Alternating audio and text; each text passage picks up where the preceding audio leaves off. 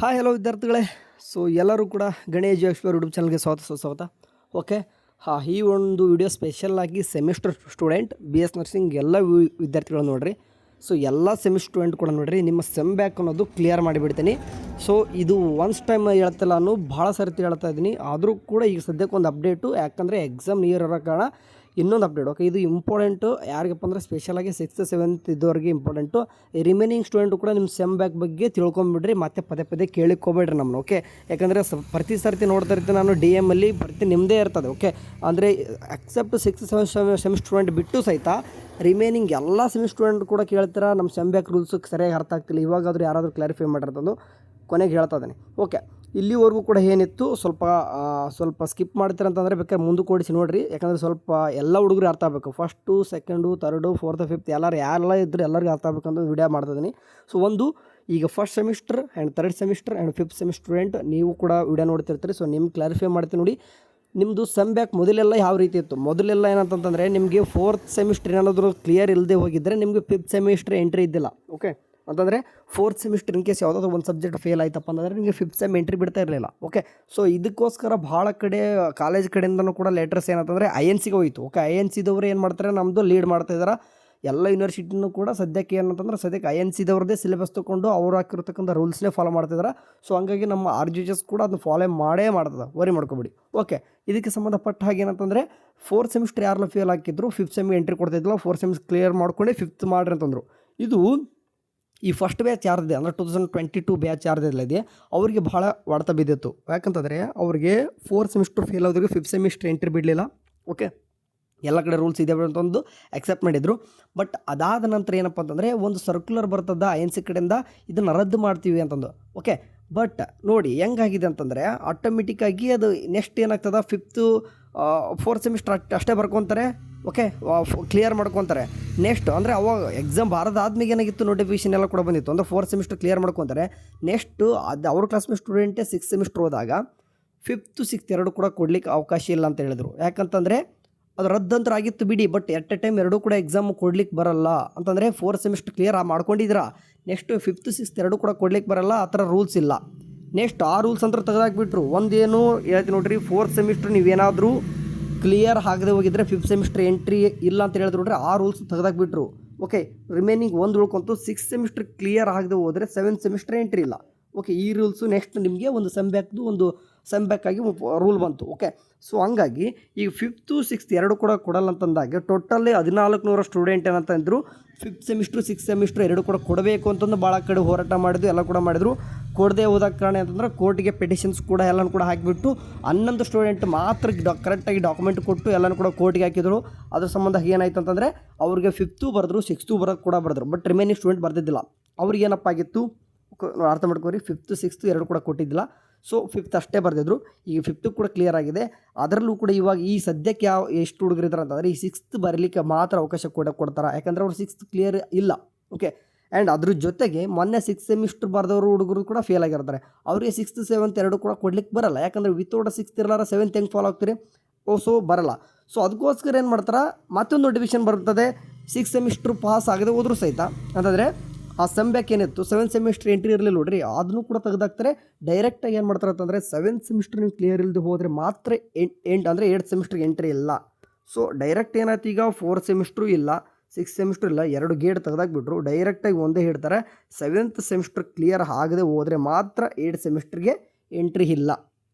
Okay, ಅಂದರೆ 7th semester clear ಇತ್ತಂದರೆ ನಿಮ್ಗೆ ಇಂಟ್ರೆಸ್ಟ್ ಆರಾಮ್ಸೆ ಫ್ರೀಯಾಗಿ ಮಾಡ್ತೀರಾ, ಬೇಗ ನೀವು ಮುಗಿಸ್ಕೊಂಡು ಹೋಗ್ಬಿಡ್ತಾರೆ. ಬಟ್ 7th ಸೆಮಿಸ್ಟರ್ ಕ್ಲಿಯರ್ ಇಲ್ಲಪ್ಪ ಅಂತಂದರೆ 8th ಸೆಮಿಸ್ಟ್ರಿಗೆ ಎಂಟ್ರಿ ಇಲ್ಲ. ಬಟ್ ಇವಾಗ ಒಂದು ಕ್ವಶನ್ಸ್ ಕಾಡ್ತದೆ ಎಲ್ಲರಿಗೂ ಏನಂತಂದರೆ, ಈಗ ಅವರು ಮೊನ್ನೆ 6th ಸೆಮಿಸ್ಟ್ರ್ ಕೂಡ ಬರೆದಿದ್ದಾರೆ. ಓಕೆ, ಅದರಲ್ಲಿ ಫೇಲ್ ಆಗಿದ್ದಾರೆ. ಬಟ್ ಅವರಿಗೆ 6th 7th ಎರಡು ಕೂಡ ಕೊಡ್ತಾರಾ? ಯಾಕಂದರೆ ಹೆಂಗಿದ್ರು ಕೂಡ ರೂಲ್ ತೆಗೆದಾಕ್ಬಿಡೋರು, 6th 7th ಎರಡು ಕೂಡ ಕೊಡ್ತಾರಾ? ಸೊ ಇದು INC ಕಡೆಯಿಂದ ಬಂದಿದೆ. ಬಟ್ RGHS ಕಡೆಯಿಂದ ಏನು ಕೂಡ ನೋಟಿಫಿಕೇಷನ್ ಇಲ್ಲ ಇದುವರೆಗೂ ಕೂಡ. ಈಗಲೂ ಸದ್ಯಕ್ಕೆ ವಿಡಿಯೋ ಮಾಡ್ತಿರುವಾಗ ಇವಾಗಲೂ ಕೂಡ ವಿಡಿಯೋ ಇಲ್ಲ, ಅಂದರೆ ಒಂದು ಸರ್ಕ್ಯುಲರ್ ಇಲ್ಲ. ಸೊ ಇದಕ್ಕೆ ತಕ್ಕನಾಗೆ ಭಾಳ ನನಗೂ ಕೂಡ ನೋಡ್ತಾ ಇದ್ದೀನಿ, DM ಬರ್ತದೆ.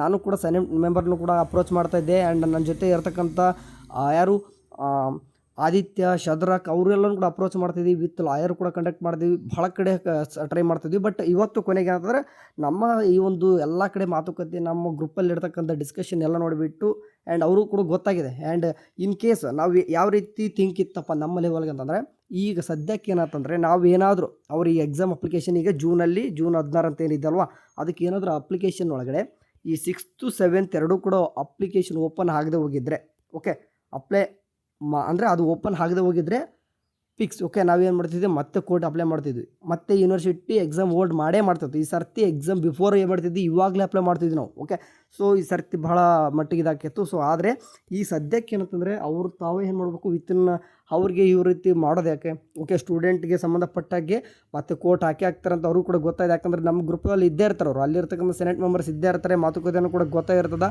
ಸೊ ಯಾಕೆ ಬೇಕು ಅಲ್ಲಿವರೆಗೂ ಕೂಡ ಹೋಗೋದು. ಆ್ಯಂಡ್ ಅದರಲ್ಲೂ ಕೂಡ ಕೋರ್ಟಲ್ಲಿ ಸತಿ ಅವರೇ ಬಂದುಬಿಟ್ಟು ಖುದ್ದಾಗಿಯೇ ಯೂನಿವರ್ಸಿಟಿಯವರು ಕೂಡ ಬಂದಿದ್ರ, ಎಲ್ಲರೂ ಕೂಡ ಬಂದುಬಿಟ್ಟು ಅವ್ರಿಗೊಂಥರ ಆಗಿಬಿಟ್ಟಿದೆ. ಓಕೆ, ಸರ್ತಿ ಕೋರ್ಟಲ್ಲಿ ನಡೆದಿರ್ತಕ್ಕಂಥದ್ದು. ಯಾಕಂದರೆ 11 ಸ್ಟೂಡೆಂಟ್ ಹಾಕಿದ್ರು ಕೂಡ 11 ಸ್ಟೂಡೆಂಟ್ ಕೂಡ ಎಕ್ಸಾಮ್ ಬರ್ತಿದ್ದಾರೆ ಅಂತಂದರೆ ಅದು ಸ್ಟೂಡೆಂಟ್ಗೆ ಸಂದ ಗೆಲುವು ಅಂತ ಹೇಳ್ಬೋದು. ಓಕೆ, ಅದೇ ಥರ ಆಗುತ್ತೆ ಅಂತ ಗೊತ್ತಾಗಿ ಸಹಿತ ಇವಾಗ ನಮ್ಮ ಒಂದು ವಿದ್ಯಾರ್ಥಿಗಳಾಗ ಒಂದು ಧ್ವನಿಯನ್ನು ಏನು ಮಾಡ್ತಾರೆ ಒಬ್ಬರು ಕೇಳಿಸ್ಕೊಂಡಿದ್ದಾರೆ. ಸೊ ಈಗ ಸದ್ಯಕ್ಕೆ ಇಲ್ಲೇ ಕಾಣಿಸ್ತಾರೆ, ಡಾಕ್ಟರ್ ಮೆಲ್ವಿನ್ ಮೈಕಲ್ ಆರಕಲ್ ಅಂತ, ಮತ್ತು ಇನ್ನೊಬ್ಬರು ಸರ್ ಗೊತ್ತಿರೋ ಬಗ್ಗೆ ಸಂತೋಷ್ ಇಂಡಿ ಸರ್. ಇಬ್ಬರು ಸರ್ ಏನು ಮಾಡಿದ್ದಾರೆ, ಒಂದು ಯೂನಿವರ್ಸಿಟಿಗೆ ಲೆಟರ್ನ ಬರೆದಿದ್ದಾರೆ. ಸೊ ಇದು ಬೇಗನೆ ಸ್ಪಂದನೆ ಮಾಡಬೇಕು ನಮಗೆ. ಯಾಕೆ ಬೇಗನೆ ಬೇಕಂತಂದರೆ ಇವಾಗ 6th and 7th ಎರಡೂ ಕೂಡ ಏನಂತಂದರೆ ಎಕ್ಸಾಮ್ ಕೊಡಬೇಕು. ಅದ್ರ ಜೊತೆಗೆ 5th ಅಷ್ಟೇ ಬರೆದಿದ್ರು ನೋಡ್ರಿ, ಅವ್ರಿಗೆ ಈಗ 6th 7th ಎರಡೂ ಕೂಡ ಕೊಡಬೇಕಾಗುತ್ತೆ ಅವ್ರಿಗೂ. ಓಕೆ, 5th ಕ್ಲಿಯರ್ ಆಗಿಲ್ಲ ಅಂತಂದರೆ ಮತ್ತೆ ಹೊಡೆತ ಬೀಳ್ತದ. ಯಾಕೆ 5th ಕ್ಲಿಯರ್ ಆಗಿಲ್ಲ ಅಂತಂದರೆ 3 ಒಮ್ಮೆಗ್ಲೇ ಕೊಡಲಿಕ್ಕೆ ಭಾಳ ಕಷ್ಟ ಇದೆ. ಓಕೆ, ಸೊ ಈಗ 5th 6th 7th ಬಗ್ಗೆ ಮಾತಾಡ್ತಿದ್ದೇನೆ. ಅಂದರೆ ಈಗ ಯಾರಾದರೂ first semester 3rd semester 5th student ನೋಡ್ತಂದರೆ ನಿಮಗೆ ಡೈರೆಕ್ಟಾಗಿ ಏನಿದೆ ಅಂತಂದರೆ, ನೀವು ಯಾರೆಲ್ಲ ಫಸ್ಟ್ ಸೆಮಿಸ್ಟ್ರು 3rd ಸೆಮಿಸ್ಟರ್ ಮತ್ತು 5th ಸೆಮಿಸ್ಟರ್ ಸ್ಟೂಡೆಂಟ್ ನೀವೇನಾದರೂ ನೋಡಿದ್ರೆ ಡೈರೆಕ್ಟಾಗಿ ನೀವು ಇನ್ ಕೇಸ್ 7th ಸೆಮ್ ಅಷ್ಟೇ ಗೇಟ್ ಇರೋದು. 7th ಸೆಮ್ ಕ್ಲಿಯರ್ ಇತ್ತಂತಂದರೆ ನಿಮ್ಗೆ 8 ಸೆಮಿಸ್ಟ್ರಿಗೆ ಬಿಡ್ತಾರೆ. 7th ಸೆಮಿಸ್ಟರ್ ಕ್ಲಿಯರ್ ಇಲ್ಲ ಅಂತಂದರೆ 8 ಸೆಮಿಸ್ಟ್ರ್ ಬಿಡಲ್ಲ. ಇದೊಂದೇ ಗೇಟ್ ಸದ್ಯಕ್ಕೆ ಇರೋದು, ಅರ್ಥ ಮಾಡಿಸಿದ್ದೀನಿ. ಇವಾಗ 6th 7th ಇರೋರಿಗೆ ಏನಪ್ಪ ಅಂದರೆ 6th 7th ಎರಡೂ ಕೂಡ ಕೊಡಬೇಕು. ಯಾವ ರೀತಿ ಕೊಡಬೇಕು, ಈ ಒಂದು ಲೆಟ್ರ್ ಓದ್ತೀನಿ ನೋಡಿ. ಟು ರಿಜಿಸ್ಟರ್ಡ್ ಇವ್ಯಾಲ್ಯೂಯೇಷನ್ ಆಫ್ ಜಜಸ್ ಬೆಂಗಳೂರು ರೆಸ್ಪೆಕ್ಟೆಡ್ ಸರ್, ಸಬ್ಜೆಕ್ಟ್ ಏನಂತಂದ್ರೆ request to conduct 6th semester examination as a special case. ಒಂದು ಸ್ಪೆಷಲ್ ಕೇಸ್ನಾಗ ತೊಗೊಂಡು 6th ಸೆಮಿಸ್ಟರ್ ಒಂದು ಎಕ್ಸಾಮ್ ನಡೆಸೋ ಬಗ್ಗೆ ಅಂತಂದು.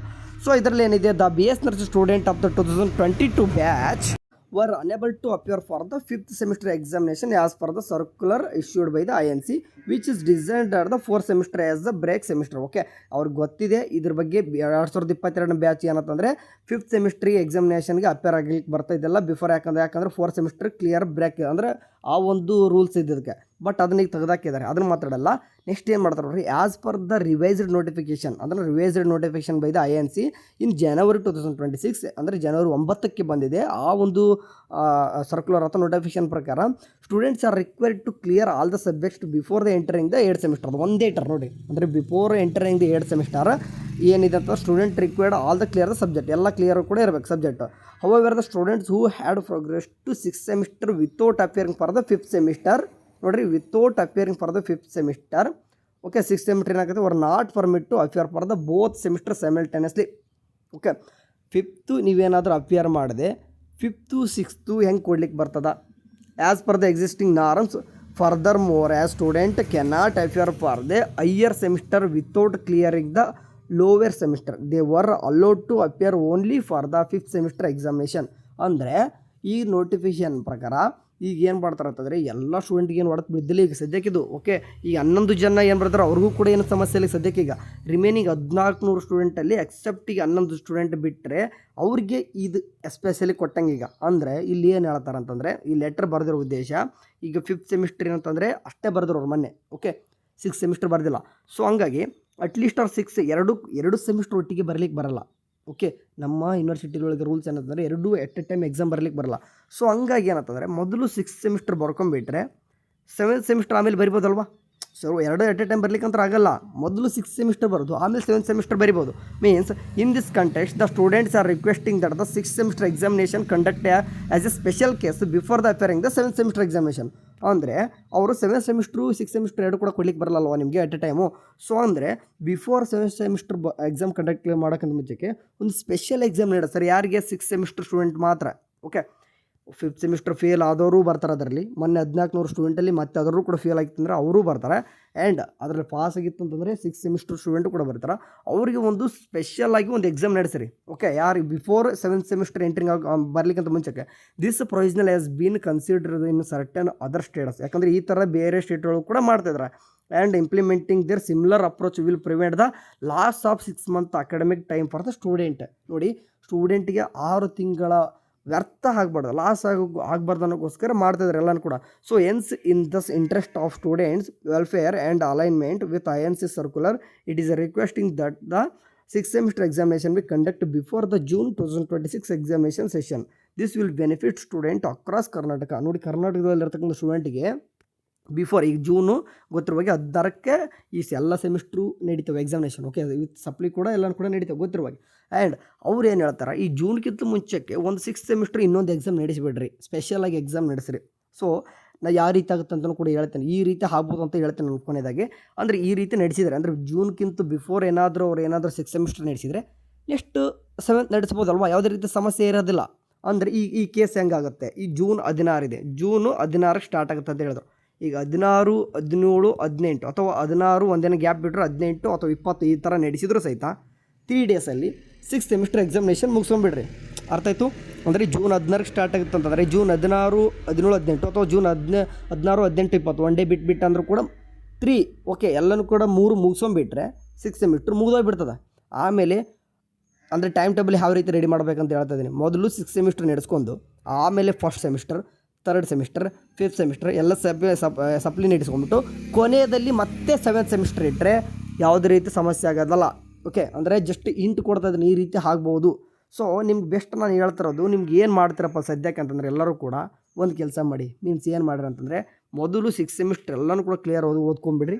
100% ಅದಕ್ಕೆಲ್ಲನೂ ಕೂಡ ಎಕ್ಸಾಮ್ ಬರೀತೀನಿ ಅಂತಂದ್ರೆ ಕೆಪೇಬಲ್ ಆಗಿರಿ ಎಲ್ಲರೂ. ಓಕೆ, ಆ್ಯಂಡ್ 7th ಸೆಮಿಸ್ಟರ್ ಕೂಡ ಓದಲಿಕ್ಕೆ ಸ್ಟಾರ್ಟ್ ಮಾಡಿರಿ. ಯಾಕಂದರೆ ಇದು ಎಲ್ಲರೂ ಕೂಡ ಹೋಪ್ ಕೊಡ್ತಾ ಇದೆ. ಈವನ್ ಯಾಕಂದರೆ ಇದು ಬರ್ದಿರೋದು ಯಾರ್ಯಾರು ಸುಮ್ಕೆ ಯಾರು ಬೇಕು ಅವರೇ ಅಲ್ಲ. ಇವ್ರು ಯಾರಪ್ಪ ಅಂತಂದರೆ ಇಲ್ಲಿ ಕಾಣಿಸ್ತಿದ್ದಾರೆ ನೋಡ್ರಿ, ಡಾಕ್ಟರ್ ಸಂತೋಷ್ ಸುಭಾಷ್ ಇಂಡಿ ಸರ್ ಮತ್ತು ಡಾಕ್ಟರ್ ಮೆಲ್ಬಿನ್ ಮೈಕಲ್ ಆರಕಲ್ ಅಂತಂದ್ರೆ ಇವರು ಮೆಂಬರ್ ಆಫ್ ಸೆನೆಟ್, ಒಂದು ಸ್ಯಾನೆಟ್ ಇರತಕ್ಕಂಥ ಮೆಂಬರ್ಸು ಸದಸ್ಯರಿದ್ದಾರೆ. ಓಕೆ, RJS ಅವರೇ ಆಗಿರ್ತಾರೆ. ಸೊ ಹಂಗಾಗಿ ಇವರೇ ಇಂಟ್ರೆಸ್ಟ್ ತೊಗೊಂಡು ಮಾಡ್ತಿರುವಾಗ ಗೊತ್ತಿದೆ ಸ್ಟೂಡೆಂಟ್ ಹೆಂಗಿದ್ರು ಕೂಡ ಮತ್ತೆ ನಮ್ಮ ಮೇಲೆ ಬೀಳ್ತಾರೆ, ನಮ್ಮ ಯೂನಿವರ್ಸಿಟಿಗೆ ಹೆಸರು ಕೆಡಿಸ್ಕೋಬಾರ್ದು, ಮತ್ತು ಕೋರ್ಟವರು ಕೂಡ ಹೋಗ್ಬಾರ್ದು ಅಂತ ಅವರು ಕೂಡ ಗೊತ್ತಿರುವಾಗೆ ಚೇಂಜ್ ಮಾಡ್ತಾರೆ.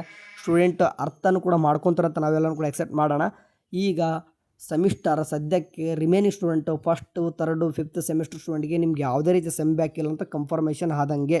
ಅಂತಂದರೆ ನಿಮ್ಗೆ ಯಾವುದೇ ರೀತಿಯಾಗಿ ಸೆಮ್ ಬ್ಯಾಕ್ ಯಾರಿಗೆಲ್ಲ ಸೆಮ್ ಬ್ಯಾಕ್ ಅನ್ನೋದು ಇರೋದಿಲ್ಲ. ಮೀನ್ಸ್ ಡೈರೆಕ್ಟಾಗಿ 7th ಸೆಮಿಸ್ಟರ್ ಕ್ಲಿಯರ್ ಆಗಿಬಿಟ್ರೆ 2 semester, in case 7th semester clear ಆಗದೆ ಹೋದರೆ ಮಾತ್ರ ನಿಮ್ಗೆ 2 ಸೆಮಿಸ್ಟರ್ ಇಂಟರ್ಸೆಪ್ಟ್ ಬಿಡೋದಿಲ್ಲ ಅಂತ ಅರ್ಥ ಆಯಿತಾ. ಓಕೆ, ಇದ್ರ ತಕ್ಕನಾಗಿ ಏನಪ್ಪ ಅಂದರೆ ಜಾಸ್ತಿ ಮೋರ್ ಅಪ್ಡೇಟ್ಸ್ಗಳು ಏನಾದರೂ ಇರ್ತದೆ ಯೂನಿವರ್ಸಿಟಿ ಕಡೆಯಿಂದ ಹೇಳ್ತಿರ್ತೇನಂತೆ. ಸೊ ನೀವು ಹೋಪ್ ಮೊದಲಕ್ಕೆ ಜೂನ್ಗೆ 6th ಸೆಮಿಸ್ಟರ್ ಮೊದಲು ಬಿಫೋರ್ ಹೇಳಲಿಕ್ಕಾಗಲ್ಲ, ಜೂನ್ ಸ್ಟಾರ್ಟಿಂಗು ಕೂಡ ಆಗ್ಬೋದು. ಅಂದರೆ ಜೂನ್ 1, 2, 3 ಕೂಡ ನಡೆಸ್ಬೋದು. 6th ಸೆಮಿಸ್ಟರ್ ಹೇಳ್ತಾರೆ ಸ್ಪೆಷಲಾಗಿ 6th ಸೆಮಿಸ್ಟರ್ ಮಾತ್ರ ಸ್ಪೆಷಲ್ ಕೇಸ್ ತೊಗೊತಿರೋದು.